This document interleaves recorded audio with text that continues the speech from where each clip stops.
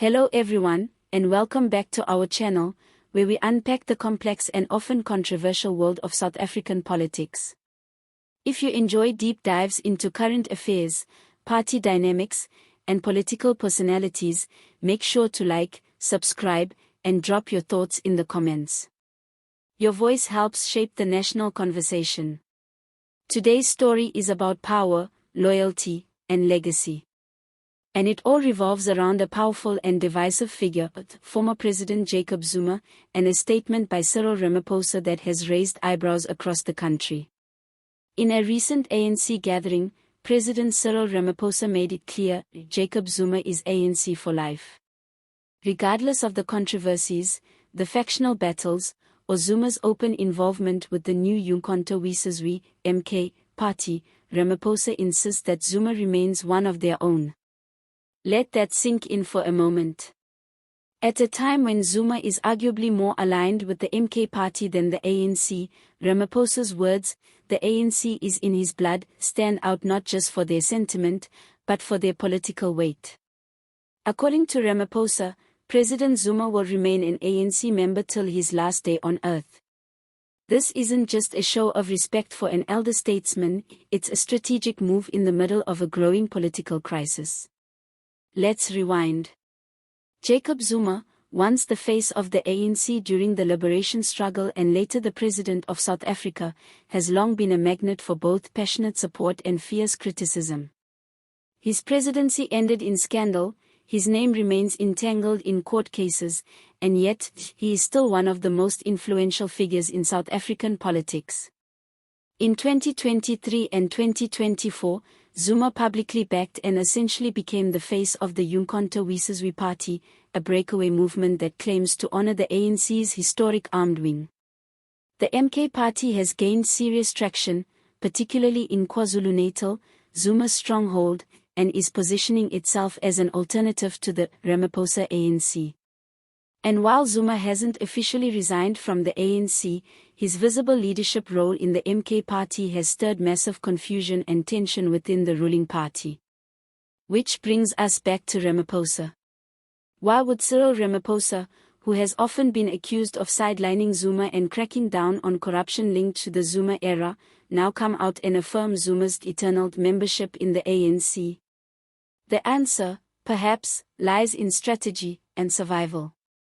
Ramaphosa's message was as much about unity as it was about respect. He's fully aware that Zuma still commands a massive base of support, particularly in rural and working-class communities. For many, Zuma represents a leader who never abandoned the poor, who spoke their language, and who challenged elite interests, even if controversially. By acknowledging Zuma's lifelong role in the ANC, Ramaphosa may be trying to contain the bleeding. The ANC is already grappling with internal divisions, waning support in key provinces, and rising dissatisfaction across the country. Losing more voters to the MK party could cost the ANC dearly in the upcoming elections. So this isn't just about legacy, it's about electoral math. It's about finding a middle ground between the old guard and the new leadership. Ramaphosa is walking a political tightrope.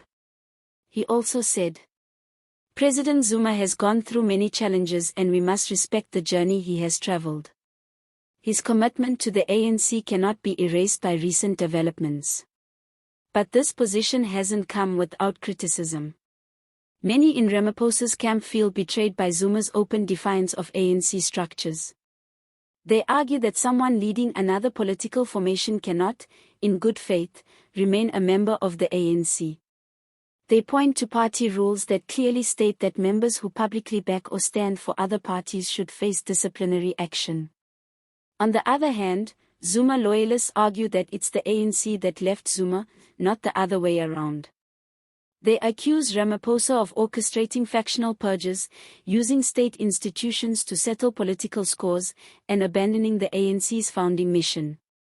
This clash between respect for history and demand for discipline is tearing at the ANC's already fragile unity. The very identity of the party is now under question. Is it still a liberation movement, or has it become just another political machine? Zuma's continued presence, inside and outside the party, forces the ANC to confront that identity crisis every single day. But let's also be clear, Ramaphosa's statement, while respectful, was calculated. He's not ready to wage a full-blown war against Zuma, especially not when the party is under pressure to hold on to power. Remember, Zuma is not just a former president, he's a symbol.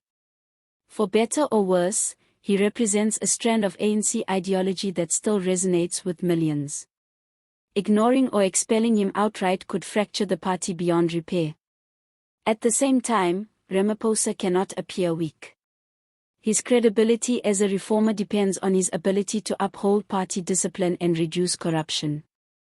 So, his endorsement of Zuma's lifetime membership is a high-risk gamble, an attempt to appease both sides without alienating either.